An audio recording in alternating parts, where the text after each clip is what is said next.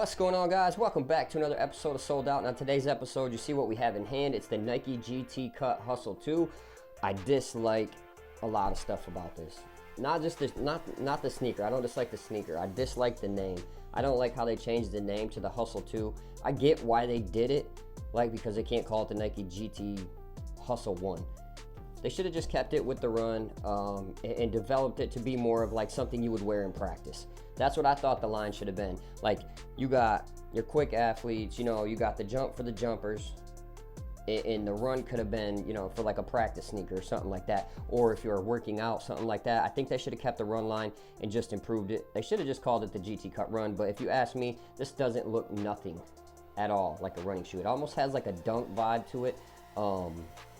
Aesthetic wise, I actually like it. I dig it. The only thing I really don't care for is the name. But jumping right into it, we're gonna get a weight on the sneaker. The box is down in the garage. I did not bring it up with me, so it's the same old GT cut box with the emblem. You know how they have the run, jump, cut, all that. The Hustle, I didn't even notice if the Hustle has a different logo or not. Didn't really pay attention to that. But let's get a weight on this. It's a super light sneaker. I know this looks heavy.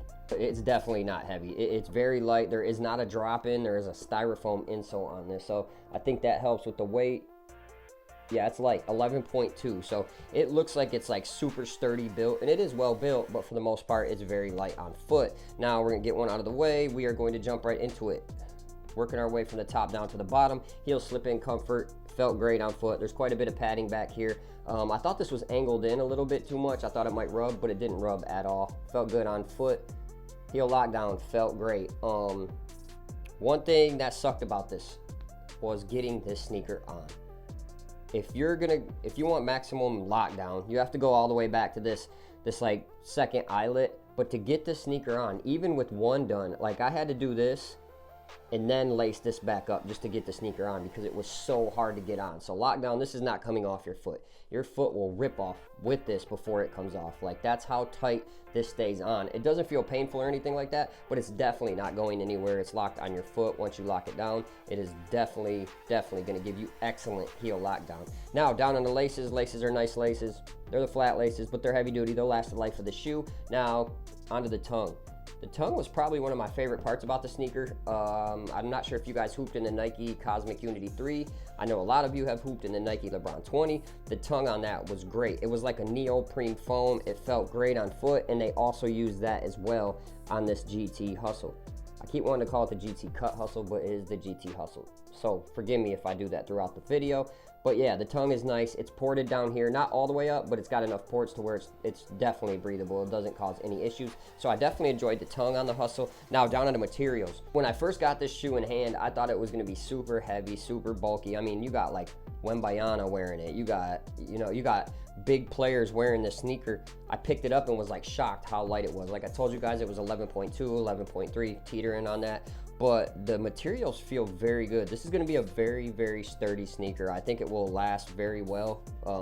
If you're in college hoops, if you're in high school hoops, this is not going to be a bad sneaker. The materials you guys can see right here, it's got that mesh right through here. And then it has that nubuck around here. I think that's a good aesthetic right there. It's definitely a sturdy built sneaker. It doesn't feel sturdy built. It feels like it would be cheap, but it's not. The materials are great. You can see this foam mesh right here on the side. That's got foam padding around it. You guys can see the indentations. It's very soft on foot. Overall, this on foot felt great. I love the materials back here. This right here is a heel counter, and it is very soft and foamy, but you could feel the hard plastic heel counter underneath that. So don't think when you hear people saying that it's got foam on the back of it that it's cheap. It's not. It definitely has an internal heel counter as well. Now down onto the cushion. Definitely a highlight of this sneaker. Like I said, they should have made a Nike GT Cut Run for like practice. But if you're getting a sneaker just for practice, you know you're gonna wear and tear, beat on yourself. You need to have like air underneath you or React or some kind of good foam. This, I'm pretty sure this is.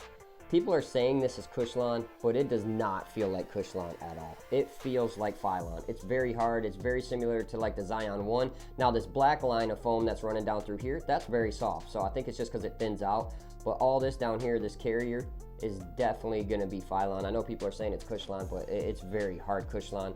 It doesn't feel bad on foot though because of the Air Zoom Strobel. The Air Zoom Strobel wraps through this whole sneaker and it feels great. One thing I dislike about the Air Zoom Strobel, I can play an Air Zoom Strobel all day, but one thing that I just don't care for the most is when it's super bouncy, and this isn't.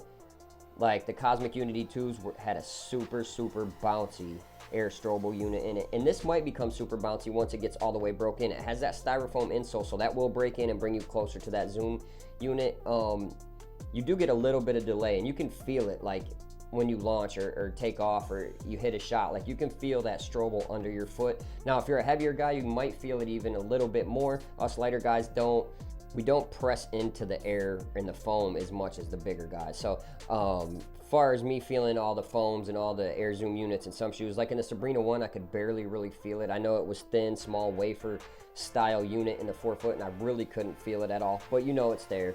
You've seen people rip them apart on the internet, Foot Dr. Zach, all them people tearing it apart. So you know it's there, it's just you can't feel it because you're not big enough. So small guys, if you can't feel the cushion as maximum as you want to, probably gonna have to put on a couple extra pounds so you can feel that. Now down onto the traction. Traction was pretty good for the most part. Did pick up a lot of dust. You guys can probably see that there. There's quite a dust in between them herringbone cracks, but I thought it was a dope concept. They did something different, and I love when people do something different. Like I'm getting tired of Under Armour's flow design. Like they're not even putting no color on it. They're just throwing a white on the bottom. I did see Brandon Jennings rocking a black pair of Curry 11s with the black foam under it, so hopefully they release that to the public. But yeah, I think it was a dope concept, how they put all them pods there, and they actually feel pretty tough for the most part. Like I wouldn't encourage you to wear a $160 to $180 sneaker outside. I don't think this is going to be a bad outdoor sneaker. My only issue with it is if you're gonna wear it outdoors is over here on the sides, the rubber thins down quite a bit over here on the side. So that's the only thing I'd say. And it's a $160, $180 sneaker. I just wouldn't wear it outside. But if you wanted to, you might have decent life on it. I do wish that they would have put the black all the way up here. Everybody has a problem with transparent rubber. These did not give me a problem at all. I didn't slip out in them. It felt pretty tacky. Top tier, I wouldn't say it's top tier, but at the end of the day, it's gonna get the job done. So now, down on my recommendations. My recommendations would be anybody. It's not too bouncy for a guard, still has decent response. It has all the air you need if you're looking for impact protection for a big. So 1 through 5, you could definitely wear this while still getting good traction. Overall, it's a pretty decent shoe for the most part. I don't like how hard it was to get the damn shoe on. I literally had to fight it and stick my thumb in the back, and it freaking burnt pushing down my sock into it. It definitely sucked to get into, but I mean, if you're cool with lacing up this after you get it on, whatever it is, what it is, it's a great shoe. I don't have no problems with it. I just don't really like the name. They did a good job on it. Designers did a great job. I like it aesthetics wise. Looks great on foot. Definitely could wear it even as a casual shoe, which I might even end up doing. I don't know. Might use it for a workout shoe. Not really sure yet. But I really appreciate you guys watching this video, and stay tuned for the next episode of Sold Out. Peace.